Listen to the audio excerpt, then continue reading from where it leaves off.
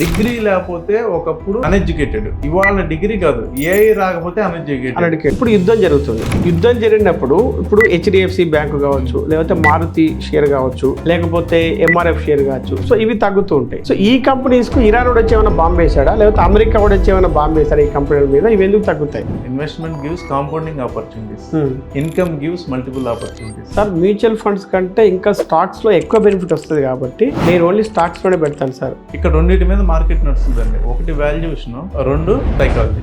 మనం మార్కెట్ ని ఎప్పుడు ప్రిడిక్ట్ చేయలేం, వీ కెన్ ప్రిపేర్. మనకి ఏమీ తెలియనప్పుడు అన్ని తెలిసినట్టు ఉంటుందండి. మనం తెలుసుకుంటే వెళ్తున్నప్పుడు భయం వేస్తుంది. మీరు స్టాక్ మార్కెట్ కి వచ్చారంటేనే కిందకి పైకి అప్పుడు జరుగుతూనే ఉంటుంది. కాకపోతే ఆ జరిగేటప్పుడు మన బిహేవియర్ ఏంటి? బట్ ఇక్కడ ఒక కంటెంట్ క్రియేటర్ స్టాక్ మార్కెట్ మీద చేసే వాళ్ళు ఏం చేస్తారంటే ప్రతి ఒక్క కంపెనీ ఐపీ వచ్చినప్పుడు దాన్ని రివ్యూ ఇస్తారు. వాళ్ళకు కొంత మిలియన్స్ ఆఫ్ ఫాలోవర్స్ ఉంటారు. సో ఇప్పుడు చూసే వాళ్ళు ఏం చెప్తున్నారంటే అతను రివ్యూ ఇచ్చినప్పుడు ఇతను రికమెండ్ చేస్తున్నారు అనుకోండి, వాళ్ళు ఒక 50 ఇచ్చారనుకోండి ఆ సంవత్సరంలో, ఆ 50 కంపెనీలో పెట్టుబడి పెట్టిన వాళ్ళు ఉన్నారు. స్టాక్స్ ని ఫండ్స్ ని వేరుగా చూడాలండి. ఇక్కడ మ్యూచువల్ ఫండ్స్ మనం మాట్లాడినప్పుడు ఏంటంటే ఎవరైనా కూడా పాస్ట్ డేటాని చూస్తారు. స్టాక్స్ కి వచ్చేటప్పటికి ఫ్యూచర్ ఏం జరుగుతుందని అడుగుతారు. నేను పొజిషన్ తీసుకోగానే ఫ్రైడే మండే వారం మార్కెట్ పడింది. నాకు ఆ రోజు 40,000 మైనస్ చూపించింది. ఇప్పుడు నేను ఏం చేయాలి? Today wait, today cut my losses. So ఈ రోజు ఒక 10,000 20,000 ఎస్ఐపి చేస్తున్న వ్యక్తి ఆయన స్కిల్స్ ఇంప్రూవ్ చేసుకొని ఆ 20,000 40,000 ఎస్ఐపి, 40,000 ₹1,00,000 ఎస్ఐపి ఇది చేసుకుంటూ పోతే